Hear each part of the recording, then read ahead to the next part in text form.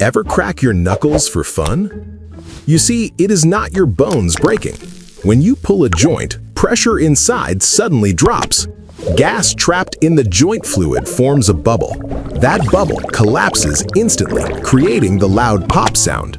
Your bones never touch each other. The joint then needs time to refill with gas. That is why you cannot crack it again right away. And no, it usually does not damage your joints.